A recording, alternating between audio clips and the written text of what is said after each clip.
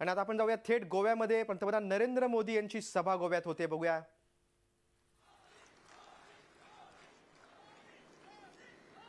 मैं सबसे पहले वर्तमान में गोवा में जो सरकार है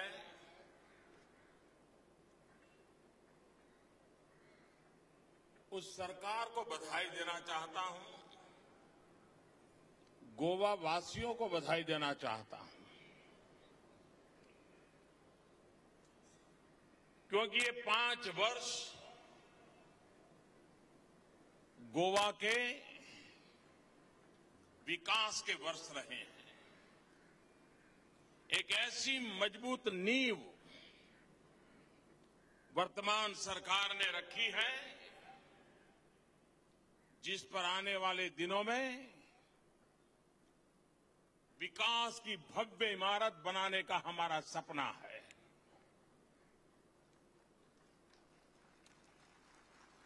कुछ महीने पहले एक मैगजीन ने पूरे देश का सर्वे किया और उन्होंने पाया कि हिंदुस्तान में जितने भी छोटे राज्य हैं, उन छोटे राज्यों में चमकता हुआ कोई सितारा है तो गोवा प्रदेश है. चाहे शिक्षा का मामला हो, सोशल इंफ्रास्ट्रक्चर की पहल हो, इंफ्रास्ट्रक्चर के काम हो, गोवा सरकार ने हिंदुस्तान के सिर्फ छोटे नहीं, बड़े बड़े राज्यों को भी सबक सीखने के लिए प्रेरित किया है. ये काम गोवा ने करके दिखाया.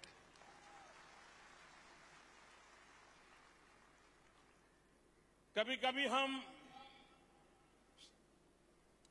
क्रिकेट को देखने के लिए स्टेडियम बैठे होते हैं तो उतनी बारीकी का पता नहीं चलता है जितना दूर घर में बैठकर के कोई टीवी पर देखता है. उसको बराबर समझ आती है बॉल कैसे जा रहा है, कहां कैच किया जा रहा है, फील्डर क्या कर रहा है, क्योंकि दूर से कैमरा लगे होते हैं, बराबर दिखाई देता है. मैं दिल्ली में बैठा हूं, मुझे गोवा पूरा पूरा दिखता है और जब प्रगति की बातें देखता हूं इतना संतोष होता है, इतना आनंद होता है. कोई क्षेत्र अछूता नहीं रहने दिया गया है. सर्वांगीण विकास किसको कहते हैं, ये गोवा की वर्तमान सरकार ने उत्तम उदाहरण प्रस्तुत किया है. भाइयों बहनों, बहुत वर्षों से गोवा को एक बीमारी लगी हुई है. ये चुनाव उस बीमारी से गोवा को मुक्त करने का चुनाव है.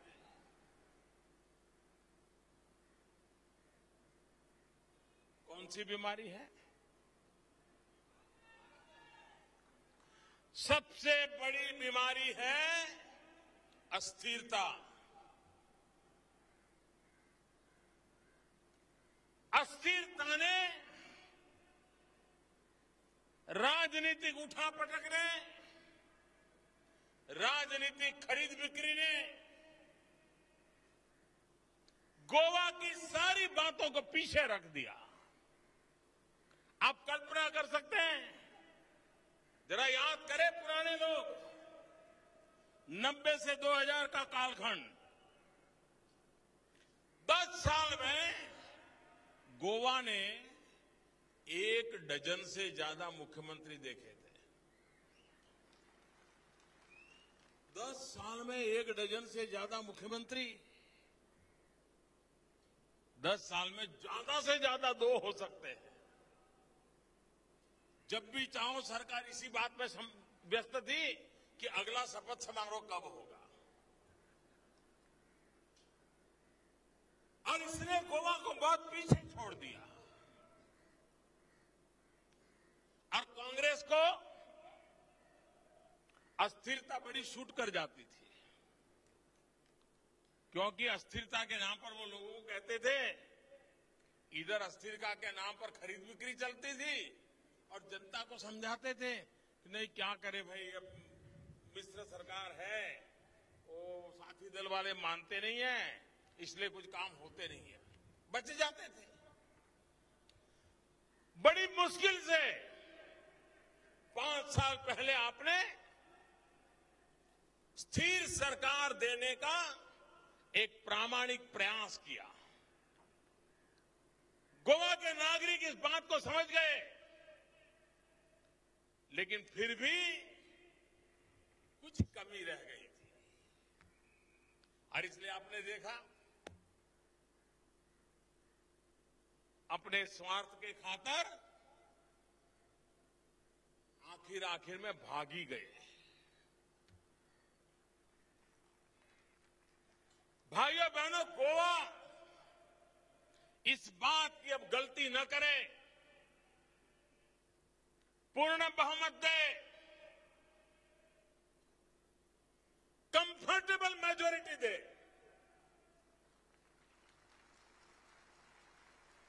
मैं आपको वादा करता हूं, अगर आप हमें कंफर्टेबल मेजोरिटी देंगे, हम गोवा को हिंदुस्तान का सबसे कंफर्टेबल स्टेट बना देंगे।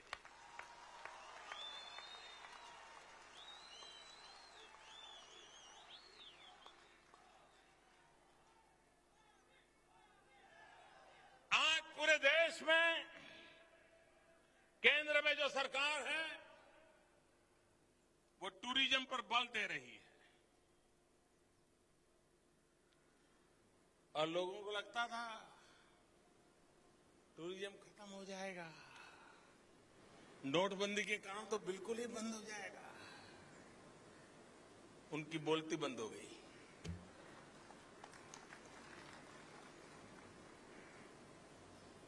दिवाली के बाद भी टूरिज्म में बढ़ोतरी होती गई। आप मुझे बताइए, हिंदुस्तान में टूरिज्म बढ़ता है, हिंदुस्तान में विदेश के टूरिस्ट आते हैं, सबसे ज्यादा लाभ किसको मिलता है? जरा बोलिए ना, किसको लाभ मिलता है? दुनिया भर के टूरिस्ट कहां आना पसंद करते हैं? ये इसलिए संभव है क्योंकि गोवा की हमारी सरकार ने टूरिज्म को केंद्र में रखते हुए इंफ्रास्ट्रक्चर का निर्माण किया है, और दिल्ली की भारत सरकार ने वीजा नियमों में ऐसा बदलाव किया है कि बहुत आसानी से टूरिस्टों को आने की सुविधा हो गई है। कि जिसको गोवा में एक भी ब्रिज बनाने में रुचि नहीं थी, रोड़े अटकाने में लगे हुए थे, अगर गोवा में उपयुक्त इंफ्रास्ट्रक्चर नहीं होगा, छोटे सा राज्य सिकुड़ करके रह जाएगा, विकास की संभावनाएं धीरे धीरे कम हो जाएगी। लोगों को यहां से हट करके कहीं कर्नाटक, कहीं महाराष्ट्र जाने के लिए मजबूर होना पड़ेगा। अगर ये रिवर्स ट्रेन चालू हो गया तो गोवा के भाग्य का क्या होगा? इन बातों को ध्यान में रखते हुए हमने ब्रिज को भी प्राथमिकता दी, और हमने ये भी तय किया कि और शहर में जो ब्रिज बनते हैं और राज्य में जो ब्रिज बनते हैं वे, और गोवा में जो ब्रिज बने वो, उसमें आसमान जमीन का अंतर होना चाहिए।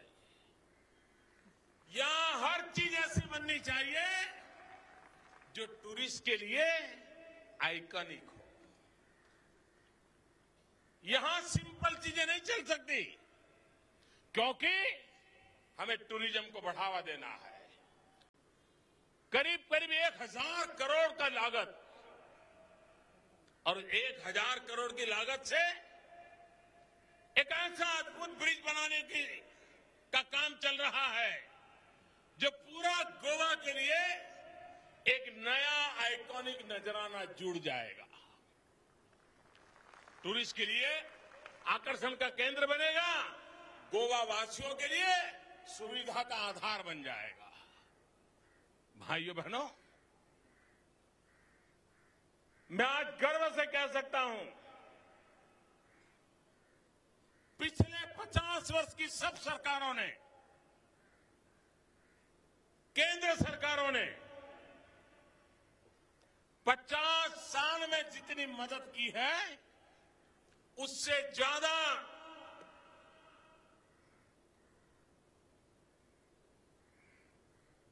पच्चीस महीने में हमारी सरकार ने गोवा को मदद की है।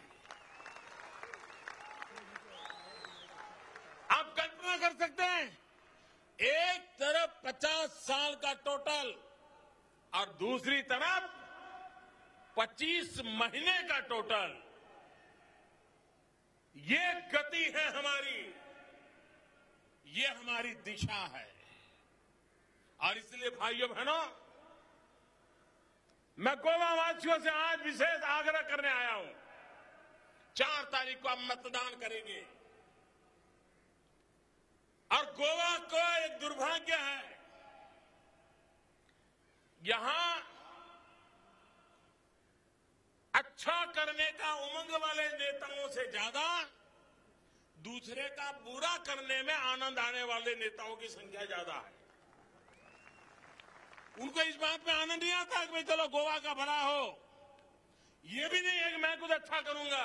उनका तो यही है, मैं मरूं तो मरूं लेकिन तुझे न छोड़ू। मेरे गोवा वासी, ये जो वोट कटाऊ लोग है ना, वोट काटने वाले लोग, ये लोकतंत्र का जेब काट लेते हैं। ये लोकतंत्र के जेब कतरे हैं, और लोकतंत्र के जो जेब कतरे होते हैं वो किसी के लिए भला नहीं चाहते हैं। वो सिर्फ वोट काट काट करके लोकतंत्र की जेब काट लेते हैं और लोकतंत्र को नीचा दिखाने का, लोकतंत्र को वीक करने का प्रयास करते हैं। कभी कभी ऐसा भी होता है, कुछ लोग, जैसे 1 तारीख को बजट आने वाला है भारत सरकार का, कुछ पार्टियां अभी से बैठी हैं, कुछ इकोनॉमिस्ट को बुला रहे हैं, कुछ लिखने पढ़ने वालों को बुला रहे हैं और अभी से ड्राफ्ट बना रहे हैं कि 1 तारीख को भारत सरकार का बजट आएगा। अभी तो बजट आया नहीं है, बजट में क्या आने वाला है उनको पता नहीं है, लेकिन अभी से ड्राफ्ट बना रहे हैं कि जैसे ही बजट पूरा हो हम ऐसा कैसा हमला कर दें ताकि गोवा में भी मैसेज चला जाए, पंजाब में भी मैसेज चला जाए, उत्तर प्रदेश भी मैसेज चला जाए, उत्तराखंड मैसेज चला जाए, मणिपुर मैसेज चला जाए। उसके लिए कागज पर अभी से ड्राफ्टिंग कर रहे हैं।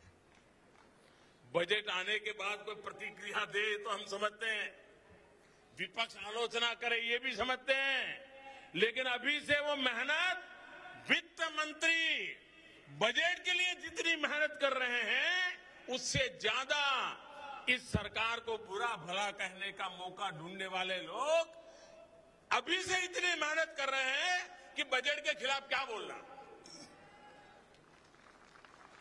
ये लोकतंत्र के लिए अच्छी सोच नहीं है। कुछ लोग, पराजय सामने दिखता है तो पराजय अपने सर पर ना आए इसलिए पहले से माहौल बना देते हैं। जब उनको पता चल जाता है, आपने देखा होगा कुछ बच्चे एग्जाम में अगर ठीक नहीं कर रहे हैं तो कहते हैं कि टीचर ने पढ़ाया नहीं था। माँ बाप भी कहेंगे नहीं नहीं ये स्कूल बेकार है, हमारा बच्चा, फिर कहेंगे नहीं नहीं वो एग्जामिनर जो था ना उसने ठीक देखा नहीं इसलिए बच्चे के मार्क्स कम आए। कभी ये नहीं देखते कि उनके बच्चे ने पढ़ाई की थी कि या नहीं की थी, लेकिन कारण ढूंढते हैं। यहां भी मैं देख रहा हूं, इस चुनाव में मैंने एक पार्टी का बयान पढ़ा, वो कह रहे थे हमें आश्चर्य है पंजाब और गोवा का चुनाव साथ साथ क्यों आया, दोनों 1 तारीख क्यों, एक ही 4 तारीख को कैसे आ गया, और दोनों बिल्कुल शुरू में कैसे आ गए। ये तो पीएमओ ने इलेक्शन कमीशन पर दबाव डाला है इसलिए आ गया है। मतलब पराजय की तैयारियां चल रही है, बहाने ढूंढे जा रहे हैं। हार जाएंगे तो क्या कहेंगे, इलेक्शन कमीशन ने डेट ऐसी दे दी इसलिए हार गए। क्या चुनाव में, लोकतंत्र में लड़ाई ऐसे मुद्दों पे करोगे कि इलेक्शन के कमीशन ने डेट कौन सी दे दी? अगर एम्पायर पर ही भरोसा नहीं करते हो तो खेल के मैदान में आते क्यों हो?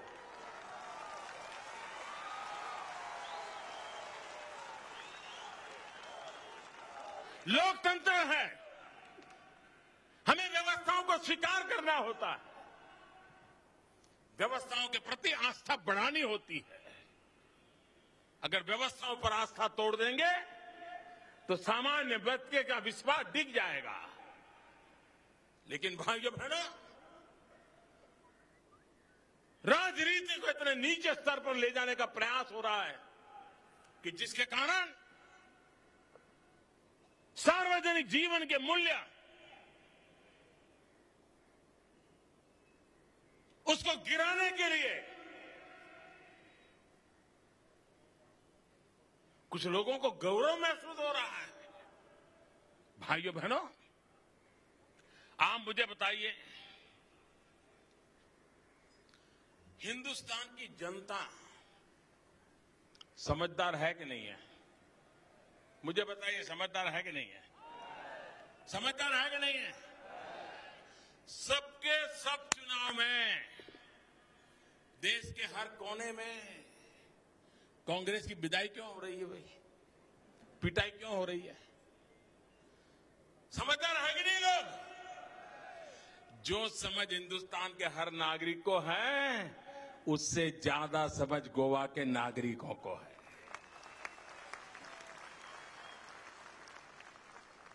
गोवा का नागरिक कांग्रेस के कुशासन को देख चुका है,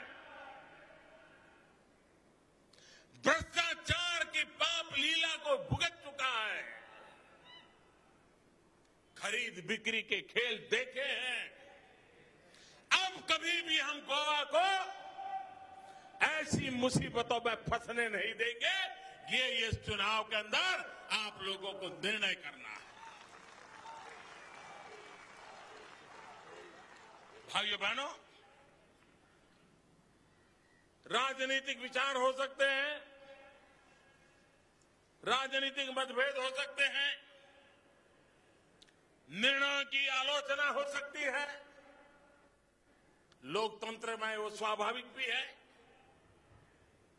लेकिन भाइयों बहनों, पीड़ा तब होती है जब राजनीतिक नेता, राजनीतिक दल विकास के मुद्दे पर चर्चा करने से भागते हो। देश में चुनाव विकास के मुद्दे पर लड़े जाने चाहिए। देश में सरकारों की कसौटी विकास के तराजू से तोलनी चाहिए। हिंदुस्तान के सामान्य मानवी के जीवन में बदलाव तभी आने वाला है। भाइयों बहनों, आज दुनिया देख रही है कि हिंदुस्तान में वर्षों के बाद एक ऐसी सरकार आई है जिसमें हिम्मत है, हिम्मत से फैसले भी लेते। मैंने कहा, मैं जब लाहौर गया था, दिन में गया था, गाजे बाजे के साथ गया था, तो भी दुनिया चौंक गई थी, कैसे पहुंच गया। मैंने कहा, भाई अगर हिंदुस्तान एक बार ठान लेता है तो उसके जवान पराक्रम करके दिखाते हैं, देश की शान बढ़ा देते हैं। इस देश में गरीबी हटाने के भाषण करने की फैशन हो गई है, भ्रष्टाचार हटाने के भाषण करने की फैशन हो गई है। लेकिन अगर भ्रष्टाचार हटाने के लिए कोई कदम उठाया जाए तो उनको पता चलता है ये पहला हमला हमारे पर ही हो गया। आपके पड़ोस में कर्नाटक में कांग्रेस के मंत्री के घर से 150 करोड़ से ज्यादा नई नोटें काला धन, सोना। क्यों भाई? और आपने देखा होगा कर्नाटक सरकार को कोई परेशानी नहीं है, वो तो होता रहता है। उस मंत्री को अभी तक इस्तीफा भी नहीं लिया गया, उस मंत्री के खिलाफ नोटिस भी नहीं दी गई है। क्या आप ऐसे भ्रष्टाचार को गोवा में लाना चाहते हो? ऐसे पनपाना चाहते हो? मैंने उदाहरण बहुत काफी होते हैं। सारे देश में भ्रष्टाचार के खिलाफ मैंने एक मुहिम छेड़ी है, और छोटा आदमी भ्रष्टाचार में लिप्त नहीं होता है। बड़े बड़े कद्दावर लोग होते हैं, और ये मेरे पर जो जुल्म हो रहा है ना, ये जुल्म इसी बात का हो रहा है कि मेरे से उनको परेशानी हो रही है। 70 साल तक जो जमा किया है वो मोदी निकाल रहा है, इसलिए परेशानी हो रही है।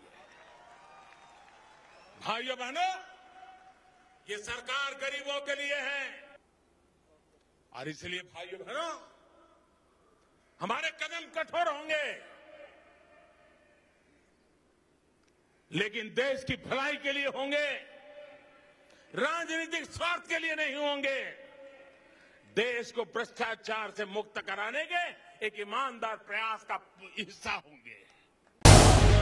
झी 24 तास रहा एक पाऊल पुढे।